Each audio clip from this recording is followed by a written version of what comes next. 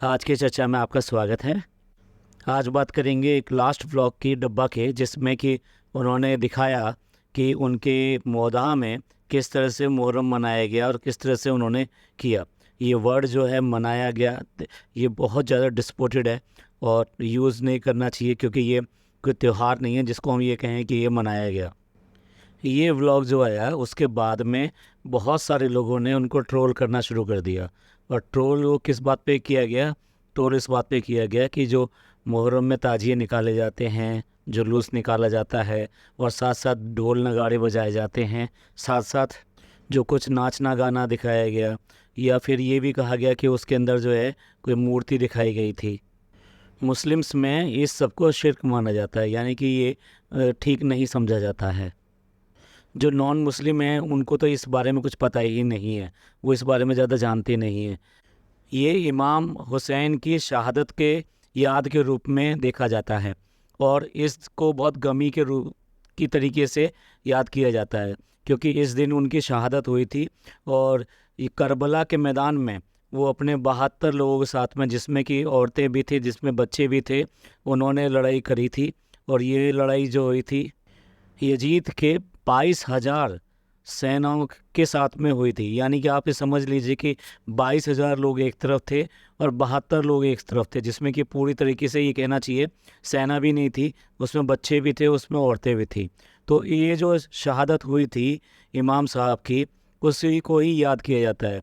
और ये 1 तारीख यानी मुहर्रम महीना जो होता है उसकी 1 तारीख से शुरू किया जाता है, क्योंकि यह लड़ाई 1 तारीख से शुरू हुई थी और लगभग जो है 7 तारीख तक चली थी। और 7 तारीख के बाद में वो यजीद के लोगों ने इस लड़ाई को जीतने के लिए जो पास में एक पानी की एक अकेली नहर थी, उसका भी पानी बंद कर दिया था, यानी कि इन लोगों को वो पानी ना मिल सके, इस तरह का इंतज़ाम किया था। तो ये कुछ लोग तो भूखे प्यास से पड़े हुए थे और इसको सहन कर रहे थे और साथ साथ लड़ रहे थे। धीरे धीरे करके उनके काफ़ी सारे जब साथी मारे गए, तो उन्होंने 9वीं तारीख को ये कहा कि मैं एक बार एक रात अल्लाह की इबादत में गुजारना चाहता हूँ, तो मुझे इस बात की मोहलत दीजिए। तो 9 तारीख को तक उन्होंने लड़ाई करी और उसके बाद में इबादत करी, और उसके बाद में अगले दिन फिर जो तलवार थी वो उठा ली और यजीद की सेना से लड़ने के लिए वो जुट गए। और उन्होंने इतना किया कि घायल होते गए, लेकिन वो हार मानने को तैयार नहीं थे।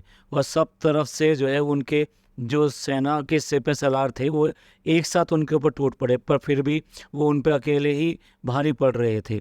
ऐसे वक्त में असर का वक्त हो गया और उन्होंने असर के वक्त के टाइम पर नमाज पढ़ना चाहा।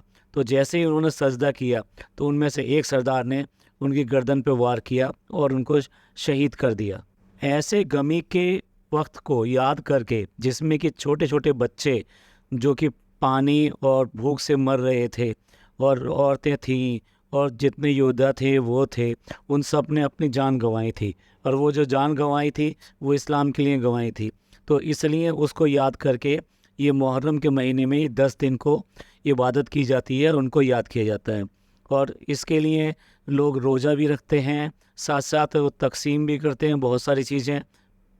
यहाँ तक कि उनकी याद की वजह से ही इस दिन घर में जो चूल्हा जो है वो नहीं जलाया जाता। और जो हलीम जो होता है ये बेसिकली एक वो चीज़ होती है जो कि गेहूं के अनाज से बनाया जाता है, और बिना किसी छौंक के, बिना किसी उसके, वो उस टाइम तैयार किए गए थे। तो इसलिए उनकी याद में ही ये हलीम बनाया जाता है। इसी शहादत को याद करते हुए तो जब जुलूस निकालना हो या फिर बैंड बाजे बजाने हो या फिर इस तरह का करना हो, तो इस चीज़ को मना किया जाता है, क्योंकि ये तो बहुत बहुत बहुत दुख का वक्त है। अब जहाँ तक हम समझते हैं कि ये जो डब्बा है हमारी, ये डब्बा इन चीज़ों को इतना ज़्यादा डीपली समझती नहीं है और जानती नहीं है। तो इसलिए इन्होंने ये सोचा कि ये तो एक कंटेंट है, तो एक कंटेंट समझ के इन्होंने अपने व्लॉग में ये सारी चीज़ें दिखाई। और जबकि जो इनके जो बहुत सारे सब्सक्राइबर्स हैं वो बेसिकली बिलोंग करते हैं इसी समुदाय से, तो उसकी वजह से वो बहुत ज़्यादा इसमें ट्रोल हुई। और लोगों ने कहा तो ये शिर्क है, आपको पता भी नहीं है आप क्या दिखा रहे हैं, और आप देखो आप इन्फ्लुएंसर हैं और आप बहुत लोगों तक अपनी बात पहुंचा रहे हैं। कई लोगों ने बड़े सॉफ्ट तरीके से कहा, तो कुछ लोगों ने बहुत हार्ड तरीके से भी इसको स्क्रॉल किया।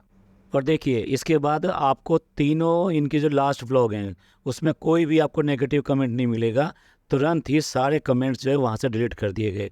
हम तो ये कहना चाहते हैं कि अगर आपको इतना ही डर है सच्चाई को सामना करने का, तो आप इस तरह का शूट क्यों करते हैं? और आप कंटेंट के लिए कुछ भी शूट करेंगे, आप शूट करने से पहले उसको अच्छी तरह से सोच लें, समझ लें, क्योंकि आप एक इन्फ्लुएंसर हैं। आप चाहे वो क्रीम बेच रहे हो, चाहे कुछ भी कर रहे हो, उसका असर लोगों तक जाता है और बहुत सारे लोग इस चीज़ को मानते हैं और पिंच होता है। तो प्लीज़ इस तरह की चीज़ें ना करें। इस पॉडकास्ट को हम यहीं ख़त्म करते हैं और मिलते हैं अगले पॉडकास्ट में। खुश रहिए और खुशियाँ बांटिए और अपने रिश्तों का ख्याल कीजिए, क्योंकि रिश्ते ही ज़िंदगी में आगे ले जाते हैं। ये पॉडकास्ट पसंद आया हो तो प्लीज़ लाइक कीजिए, सब्सक्राइब कीजिए और शेयर कीजिए। थैंक यू, धन्यवाद, शुक्रिया।